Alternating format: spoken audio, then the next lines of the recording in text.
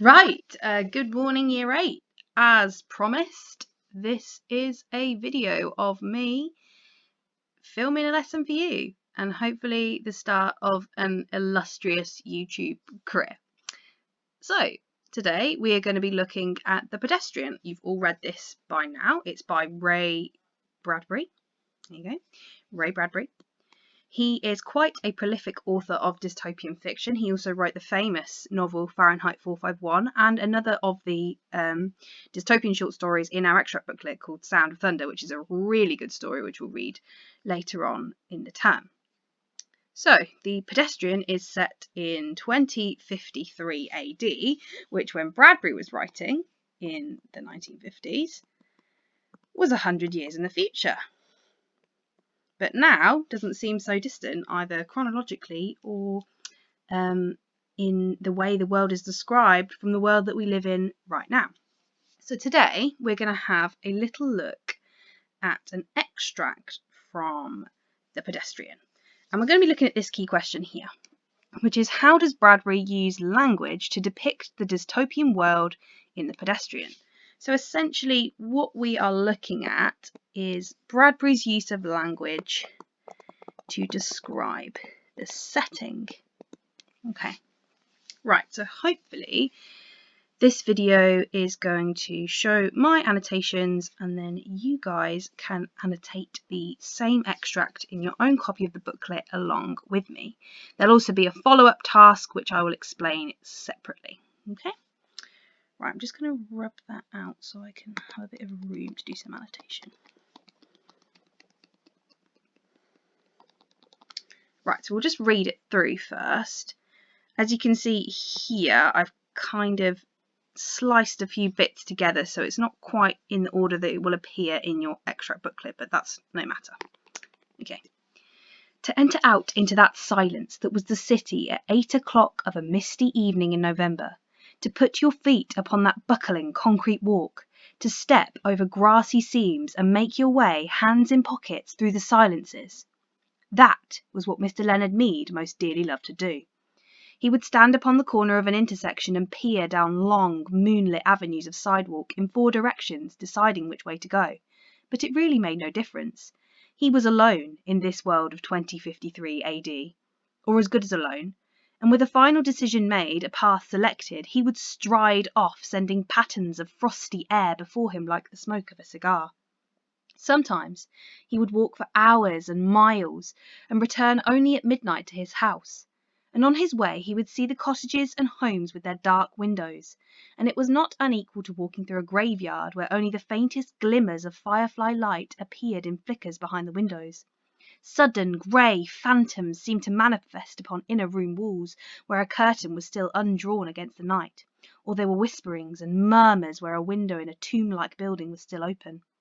The street was silent and long and empty, with only his shadow moving like the shadow of a hawk in the mid-country. If he closed his eyes and stood very still, frozen, he could imagine himself upon the centre of a plain, a wintry, windless Arizona desert, with no house in 1,000 miles, and only dry riverbeds. The streets were company. Okay, so that was a bit of a dramatic reading of the extract that we're going to be looking at. So it's not very long. It's quite manageable. I'm just going to go through it together and we're going to use a highlighter and then we're going to do some annotation. So I want you to just follow along with me and do exactly what I'm doing in your own copy of the text. Okay, so we're thinking, remember, about setting. So where it's happening and how that's described by our author Bradbury. And we've got to remember to use his name when we are analysing because that's key. Okay. So to enter out into that silence, so I'm going to highlight that silence because I think the author's used that word that quite purposefully there. It seems to suggest to me, anyway, as a reader, that the silence is special somehow. That it's unique. That was the city at 8 o'clock of a misty evening in November, to put your feet upon that buckling concrete walk, now that word buckling is going to be interesting in a minute, to step over grassy seams and make your way, hands in pockets, through the silences. That was what Mr. Leonard Mead most dearly loved to do. So you can see that I've highlighted that phrase, buckling concrete walk. I've also highlighted grassy seams, and I've highlighted the phrase through the silences. So we've talked about already how the use of that word that is suggestive of the fact that this silence is a special silence, something a bit abnormal maybe. Because as you know, a city is unlikely to be silent at 8 o'clock in the evening. So I'm going to write that down. I think that's important. I mean, even in Northampton, it wouldn't be silent at 8 o'clock in the evening. So something's a bit amiss here.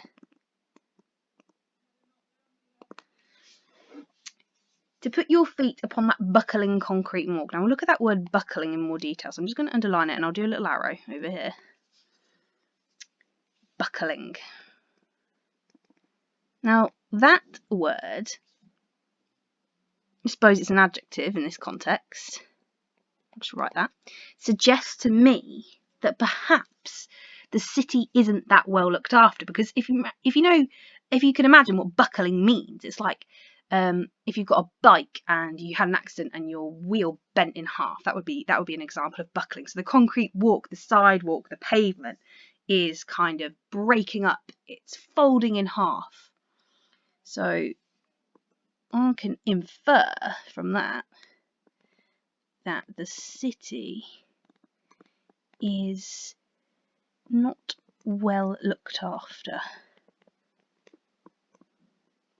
Is playing into this idea that something is a little bit amiss, abnormal. And then you've got this idea of grassy seams. Now, one of the dystopian features that I introduced you to yesterday and earlier in the term is this idea of a fear of the natural world, and the natural world being banished to kind of the edges of society. So you've got this phrase, grassy seams, which is quite interesting because seams, you find them in clothing, don't you? It's about where two pieces of fabric join. So that idea of a grassy seam.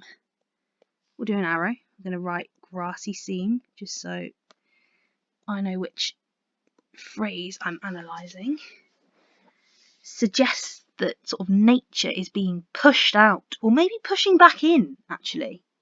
This idea of the buckling concrete walk. Maybe it's reclaiming the city in some way. So you could link that to the dystopian feature of a fear of the outside world. Put nature pushed to the edges, but fighting back. And then linking to that dystopian feature of fear of the natural world.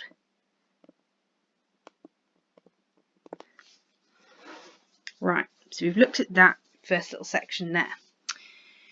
We've thought about Leonard Mead in a little bit more detail yesterday, and Bradbury's characterisation of the protagonist. So protagonist means main character. That's a word we've been trying to use a bit more frequently over the last few weeks. Mr. Mead is quite clearly different to a lot of the other people in this world of the pedestrian, because he is out on his own at night. He's strolling along, and clearly he's not supposed to be doing it because the city is abandoned. It's silent. That silence through the silences. So he's a non-conformist. I think that's a good word for us to look at right now. So I'm going to just write that over here. That means that he doesn't do what other people do. He lives by his own rules. Perhaps we could argue that he is our unlikely hero, which is one of our dystopian features. So it says here, oh, actually, I've had another thought about this through the silences phrase over here. And we talked about how the silence is special, it's abnormal, it's indicative of the fact that this is a dystopian world. But through the silences, that word through suggests, and the silence is being used as a noun here. So I'm just going to put silences, plural noun. And to me, that suggests if you can move through the silence, that it is matter, that it is something physical, a real presence in this world is physical and imposing. That's important, I think. This idea that the silence is deafening, it is real. You can feel it, you can walk through it. He would stand upon the corner of an intersection and peer down long moonlit avenues of sidewalk in 4 directions, deciding where to go. So you've got this image of Leonard Mead standing at a crossroads and peering down these long, wide avenues that are flooded with moonlight. An eerie image. I'm just going to put that. Don't think we need to go into that in much more detail. Eerie image of a crossroads. You decide. Could be symbolic, perhaps, of a crossroads in Leonard Mead's own life. But it really made no difference. So, although he's quite a decisive guy, you can see that here where it says, final decision made, a path selected, he strides off. It doesn't make a difference. His free will is an illusion, which is another dystopian feature. He was alone in this world of 2053, or as good as alone, and with a final decision made, a path selected, he would stride off, sending patterns of frosty air before him like the smoke of a cigar. So we're going to look at this simile actually in a bit more detail because I like this simile, it's nice. Patterns of frosty air before him like the smoke of a cigar. Now obviously we probably wouldn't refer to it like that anymore, like the smoke of a cigar. That's quite a 1950s reference from Bradbury there. Not many people smoke cigars these days. But Leonard Mead, he's sending patterns of frosty air before him, like the smoke of a cigar. He is making waves. Oh, waves. Almost implying, actually, that he is in control of the weather in some way.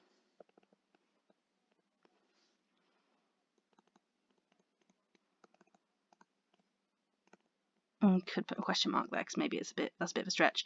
But the patterns of frosty air.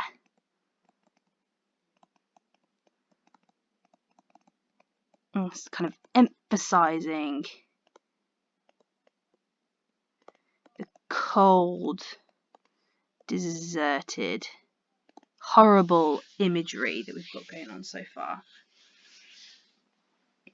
Sometimes he would walk for hours and miles and return only at midnight to his house, and on his way he would see the cottages and homes with their dark windows. So we've got this image of the cottages and homes with darkened windows. So usually when you're walking around at night, you see the windows of houses and they're lit up and they look cozy inside and inviting. But these cottages, they have dark windows. And what does that suggest to us? Well, we could infer from that potentially that there's not, the things going on inside those homes are not particularly inviting, not particularly cozy, not particularly warm. So suggestive of a dystopian world within. Again, jarring with what we would expect. So we would expect the city to be loud at 8 o'clock in the evening.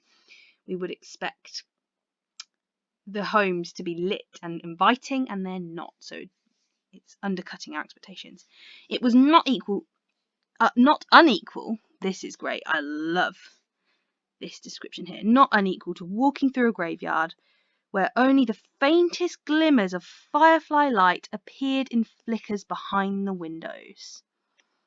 So here, Bradbury's really getting into the meat of his description. So he's talking now about what it's like to walk through the city at night, and he's comparing it. So he's comparing it using simile. That's not an obvious simile, but it is one. To walking through a graveyard. So building on what he said already about the cold, about the silence, about the darkness. He's now described it as a graveyard. I'll underline that word there. Where only the faintest glimmers of firefly light appeared in flickers behind the windows. So you've got maybe a potential of hope in these houses, but the light is fleeting and it doesn't last very long. Sudden grey phantoms. So again, got this reference to death. Phantoms are ghosts. Seem to manifest upon inner room walls where a curtain was still undrawn against the night. So he might even be comparing the people within the homes to ghosts. People to ghosts. And some of you in your writing yesterday were suggesting this, which I thought was a really great idea about the people being turned into ghost-like figures by propaganda, by the fact that they are being brainwashed by the state, which I thought was an excellent piece of analysis, really interesting. There were whisperings and murmurs where a window in a tomb-like building was still open. So we've still got this kind of semantic field, if you want to call it that. I'm going to write that because we can argue it's a semantic field. And why is that? Because there are graveyard, phantoms, and tomb-like, which is 3 words pertaining to death. See, field of death going on. Going to look at that in a bit more detail in a moment. The street was silent and long and empty. Syndetic list there with our and. Oh, let's use that. So emphasising how long and empty and silent the street is, with only his shadow moving like the shadow of a hawk in the mid-country. If he closed his eyes and stood very still, frozen, he could imagine himself upon the centre of a plain, a wintry, windless Arizona desert, with no house in 1,000 miles and only dry riverbeds, the streets for company. So you've got some natural imagery there. I'll just put that in a bracket. Natural imagery. And then I would say of desolation, of abandonment. But going back to this semantic field of death, and just quickly to round off this video, because I know it's been a long one, and I'll try and make the subsequent videos not quite as long, because I know it's a bit difficult to concentrate for that amount of time, but you can pause it, and you can take a break if you need to. The semantic field of death. Now, why do we think that Bradbury has included that semantic field and this kind of sense of abandonment and desolation in his work? Well, I think personally, and you might not agree with me, but this is my theory, that the semantic field of death links to the death of democracy. So not only is the city in fact dead because the people are inside their homes at night, and it's very quiet and it's cold and it's dark, Bradbury is arguing that democracy, so the system of government whereby we vote in our prime minister by a general election, is dead also. And we know that because we've got things like unmanned police cars, carting innocent walkers off to psychiatric institutions just for walking around at night. So you might not agree with me there, but I think that is what Bradbury's trying to do. And you can explore that further in the consolidation task, which I will attach in another document. Okay, right. That is the end of my first video. I'll just zoom out there so you can see all of the annotations in one go. And you can pause here and then copy it up into your own notes. And you can add your own ideas. Feel free to add your own ideas. You know I love it when you've got some really original analysis. And best of all, when it's better than mine. So if you can come up with something different, that's excellent. Yep, I'm going to upload this onto YouTube for you and hopefully attach a link in Show My Homework that you'll be able to access this video. Feel free to mock me mercilessly when we get back, but for now, this is for your ears only. Right, bye guys, have a great day.